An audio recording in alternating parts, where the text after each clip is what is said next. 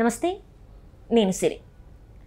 కర్మ ఎవరిని వదలదు, అందరి దూరాలు తీర్చేస్తుంది. సో ఇది ఇప్పుడు పోసాని కృష్ణమౌళి గారికి వర్తిస్తుందేమో అనిపిస్తుంది. ఎందుకంటే ఈయన మీద అనేక కేసులు, అనేక ఫిర్యాదులు అయితే వచ్చేస్తున్నాయి. అంటే లాస్ట్ టైం మనం చూసినట్టయితే ఆయన ప్రెస్ మీట్ పెట్టి మిగతా వాళ్ళు కూడా వచ్చి మాట్లాడాలి, ఎందుకు భయపడుతున్నారని ప్రెస్ మీట్ పెట్టి మాట్లాడారు. అండ్ ఏపీ ముఖ్యమంత్రి చంద్రబాబు నాయుడు కూడా మళ్ళీ అదే విధంగా దూషించడం జరిగింది ఆ ప్రెస్ మీట్లో కూడా.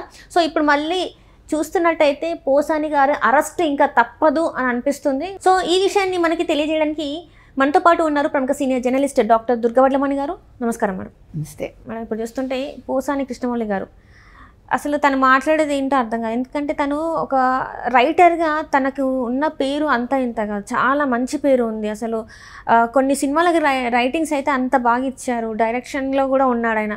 అలాంటి వ్యక్తి ఒక పార్టీ కోసం ఇలా మాట్లాడడం, ఒక పార్టీ కోసం వ్యక్తుల్ని వాళ్ళ వ్యక్తిగత దూషణ చేయడం, అది ఎంతవరకు కరెక్ట్ అంటారు? అంటే ధనమూలం ఇదం జగత్ అన్నారు కదా, డబ్బు కోసం కొంతమంది ఇలా తయారవుతారు. తను సంపాదించుకున్నాడు, కష్టపడి బాగానే సంపాదించుకున్నాడు ఆయన, మనకు తెలిసి. కాకపోతే వీళ్ళు ఇచ్చిన ఎరలు ఏవైతే ఉన్నాయో వాటికి వీళ్ళందరూ కూడా ఆకర్షితులయ్యారు నాకు తెలిసి. సో పోసాని మీరు అన్నట్టుగా ఇప్పుడు వాడే భాష అనేది పదునుగా మాట్లాడచ్చు. అంటే చక్కగా మాట్లాడుతూ మనం పదునైన పదాలు వాడచ్చు. అది ఎదురు వాళ్ళకి తగులుతుంది. దానివల్ల నీకేమీ పర్సనల్గా వ్యక్తిగతంగా హామ్ ఉండదు. కానీ నాకు మామూలుగా కూడా అతను నాకు తెలిసి కొంచెం బూతులు మాట్లాడతాడు క్యాజువల్గా, నాకు తెలిసినంత మట్టికి ఒకప్పుడు. కాబట్టి ఆ భాష అనేది ఇక్కడ మాట్లాడాడు. మీరు చూశారు గత 5 ఏళ్లలో ప్రెస్ మీట్లు పెట్టడం కావచ్చు, మైక్ దొరకగానే మైకం అంటారు. ఆ మైక్ చూస్తే కొంతమందికి మైకం వస్తుంది, ఒళ్ళు తెలియదు, ఏం మాట్లాడుతున్నామో తెలియదు. ఒళ్ళు పై తెలియకుండా మాట్లాడితే ఎక్కడ ల్యాండ్ అవుతారు? పోలీస్ స్టేషన్లో. అంతే కదా. ఇప్పుడు నీకు అంత అవసరం ఏముంది? తిట్టచ్చు, కానీ తిట్టడానికి కూడా ఒక పరిధి ఉంటుంది. తిట్టడానికి నీకు ఏమైనా వ్యక్తిగతంగా వాళ్ళు ఏమైనా శత్రువులా? ఒకప్పుడు నువ్వు తెలుగుదేశానికి కొమ్ము కాసావుగా. అంటే అవకాశవాదం అంటారు దీన్ని. మనకి ఎవడు ఎక్కువ ఇస్తే వాడు. ఇప్పుడు సోషల్ మీడియాలో వైసీపీకి సపోర్ట్ చేసిన వాళ్ళందరూ అంతే. వాళ్ళకి బాగా డబ్బులు ఇచ్చేసరికి వెళ్ళిపోయారు చాలామంది లాస్ట్ మినిట్లో. మీరు గమనించండి, ఎలక్షన్స్ ముందు చాలామంది వైసీపీకి కొమ్ము కాశారు. అంతవరకు తెలుగుదేశం వైపే ఉన్నవాళ్ళు ఉన్నారు. అంటే వాళ్ళు డబ్బు ఇచ్చేసరికి డబ్బు బాగుంది, మళ్ళీ వైసీపీ వస్తుందని భ్రమపడ్డారు. మనం అంత ఖచ్చితంగా చెప్పాం కదా అందరం, రాదు వైసీపీ, తెలుగుదేశం కూటమి వస్తుందని. అయినా కొంతమంది ఏదో ఆశ అంతే. ఇప్పుడు ఇతను కూడా అంతే. ఎందుకు వెళ్ళాడో మనకు అర్థం కాదు. చాలా మంచి రైటర్గా పేరు తెచ్చుకున్నాడు, పర్చూరి బ్రదర్స్ దగ్గర పనిచేశాడు, ఇండివిజువల్గా తను గుర్తింపు తెచ్చుకున్నాడు. ఆ తర్వాత మీరు చెప్పిన డైరెక్షన్ కూడా చేసినట్టున్నాడు. అది కాకుండా మంచి నటుడిగా పేరు తెచ్చుకున్నాడు. మరి ఇన్ని ఉన్నప్పుడు నీకు ఎందుకు పోయే కాలం? నోరా వీపుకి దెబ్బలు తాకే అన్నారు. ఇప్పుడు నోరు ఏం తీసుకొచ్చింది? న్యాయస్థానం నుంచి నోటీసులు తీసుకొస్తాను. ఎందుకనండి? పోసాను ఒక్కడేనా? మీరు చూశారు, ఆర్జీవీకి కూడా వెళ్ళాయిగా నోటీసులు. ఎవడో ఒకటి కేసు పెడతాడు కదా, ఊరుకుంటాడా? ఇప్పుడు నువ్వు సినిమా తీసుకున్నావు వ్యూహం అని, అక్కడితో ఆగచ్చు కదా. నువ్వు నీ ప్రమోషన్స్లో భాగంగా సోషల్ మీడియాలో నువ్వెవరి గురించి మాట్లాడావు? చంద్రబాబు నాయుడు గారి గురించి, లోకేష్ గురించి, పోనీ వీళ్ళతో వదిలేవా? నారా బ్రాహ్మణి గురించి ఎందుకు మాట్లాడావు? అసలు నీకు సిగ్గుండదా? నువ్వు ఇంత వయసు వచ్చింది నీకు, పోనీ చిన్నవాడివా? ఏం ఒళ్ళు తెలీదా? నేను అనేది ఏంటంటే, మీరు ఇంత చదువుకుని ఎందుకంత పెరవర్చడిగా అయిపోతారు? అసలు ఇంట్లో ఆడవాళ్ళని మీరు ఎందుకండి తీసుకొస్తారు? ఇప్పుడు ఒక వ్యక్తి రాజకీయాల్లోకి వస్తే ఆడైనా మగైనా వాళ్ళ ఇంట్లో వ్యక్తులను ఎందుకు మీరు బయటకు తీసుకొస్తారు? ఆడవాళ్ళు రాజకీయాల్లోకి వస్తే వాళ్ళని బూతులు తిడతారా? తిడతారు కదా. ఆడవాళ్ళు ఏదైనా ఉద్యోగం చేస్తే వాళ్ళని తిడతారుగా మీరు. ఎందుకు ఆడదాన్ని చూస్తే అంత లోకు వీళ్ళందరికీ? ఎవడిచ్చాడు హక్కు? వర్మ అసలు నారా బ్రాహ్మణి పేరు ఎందుకు తీసుకొచ్చాడు?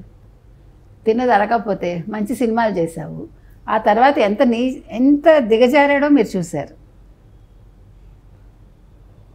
ఇప్పుడు ఒక సినిమాలో నటించే అమ్మాయిది కాళ్ళ దగ్గర కూర్చుని, అసలు ఒక వర్మ అంటే అక్కడ ఉండేవాడు అందరికీ. కొన్ని సినిమాలు మంచిగా తీశాడు ఆయన. దాని నుంచి ఇంత దిగజారిపోయిన అవసరం ఉందా నీకు? అసలు దిగజారావయ్యా. అసలు మంచి ఆడవాళ్ళని, అసలు ఇళ్లలో ఉండే ఆడవాళ్ళని తిట్టమని ఆవిడ చెప్పాడు నీకు. అదేవిధంగా పోసాని కూడా ఎక్స్పెక్ట్ చేయలే. ఇలా ఈ షర్ట్ పీక్కుంటూ ఉంటాడు ఎంతసేపు ఆ ప్రెస్ మీట్లో కూర్చుని. పీక్కుని ఏం మాట్లాడతాడో తెలియదు. మరి ఇక్కడ కాన్సన్ట్రేషన్ ఉంటుందో, మాట్లాడే మాట మీద కాన్సన్ట్రేషన్ ఉంటుందో దేవుడికి తెలియాలి. మొన్న మాట్లాడాడు, చాలా సౌమ్యంగా మాట్లాడాడు. మొన్న ఒక ప్రెస్ మీట్ పెట్టి ఆయన అరెస్ట్ చేసుకుంటే చేసుకోండి అంటాడు. మళ్ళీ బింకం అనమాట. మీకు అర్థమైందా? ధైర్యం లేదు అక్కడ. అంటే ఆ అగ్రెసివ్నెస్ తగ్గిపోయింది. 30 ఏళ్ళు వైసీపీ కాస్త ఒక్క టర్మ్ తోటి అయిపోయింది. ఇంకా వీళ్ళెవరు ఊహించలా. ఇప్పుడు జగన్మోహన్ రెడ్డి నిజంగా మంచిగా ఉండి, నిజంగా మంచి పనులు చేసి, ఒక ఇది తన జిల్లాకే కాదు, లేకపోతే తన నియోజకవర్గానికే కాదు, రాష్ట్రానికి మంచి చేస్తే చాలా మంచి రైటర్గా పేరు తెచ్చుకున్నాడు. పర్చూరి బ్రదర్స్ దగ్గర పనిచేశాడు. ఇండివిజువల్గా తన గుర్తింపు తెచ్చుకున్నాడు. ఆ తర్వాత మీరు చెప్పిన డైరెక్షన్ కూడా చేసినట్టున్నాడు. అది కాకుండా మంచి నటుడిగా పేరు తెచ్చుకున్నాడు. మరి ఇన్ని ఉన్నప్పుడు నీకు ఎందుకు పోయే కాలం? నోరా వీపుకి దెబ్బలు తాకే అన్నారు. ఇప్పుడు నోరు ఏం తీసుకొచ్చింది? న్యాయస్థానం నుంచి నోటీసులు తీసుకొస్తుంది. ఎందుకనండి? పోసాను ఒక్కడేనా? మీరు చూశారు, ఆర్జీవీకి కూడా వెళ్ళాయిగా నోటీసులు. ఎవడో ఒకటి కేసు పెడతాడు కదా, ఊరుకుంటాడా? ఇప్పుడు నువ్వు సినిమా తీసుకున్నావు వ్యూహం అని, అక్కడితో ఆగచ్చు కదా.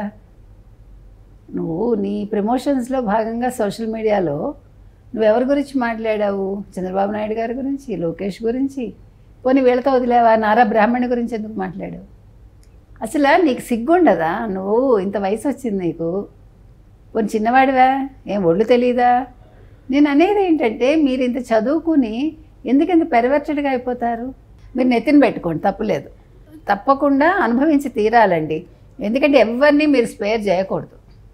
శ్రీరెడ్డి అడిగింది కదా, నన్ను క్షమించండి, నేను చిరంజీవి గారి కాళ్ళు పట్టుకుంటాను, ప్రతి ఒక్కరికి క్షమాపణ చెప్తున్నాను, పేరు పేరున క్షమాపణ చెప్పింది.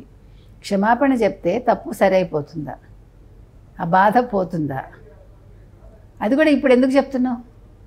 మరి ఆ రోజే చెప్పాలిగా. కనీసం ఇది జరిగిన వెంటనే నువ్వు క్షమాపణ చెప్పుంటే, ఒకసారితో అయిపోయి ఉంటే, నువ్వు మళ్ళీ పదే పదే రిపీట్ చేసావుగా. ఒకసారి తప్పు చేసి నువ్వు క్షమాపణ చెప్పేసి ఆ జోలికి రాకుండా ఉంటే ఇవాళ నీ మీదకి ఏం వచ్చి ఉండదు. నువ్వు అన్ని సంవత్సరాలు నువ్వు అలా నోరు పడేసుకుని వాళ్ళ డబ్బుల కోసం చేశాను, వాళ్ళు నన్ను మోసం చేశారు అని ఎందుకు ఇవంతా? ఇవన్నీ కూడా టెంపరీ ఇదండి. వీళ్ళని ఎవరిని నమ్మకూడదు. అందితే జుట్టు, అందకపోతే కాళ్ళు, వీళ్ళ ఇది నేచర్.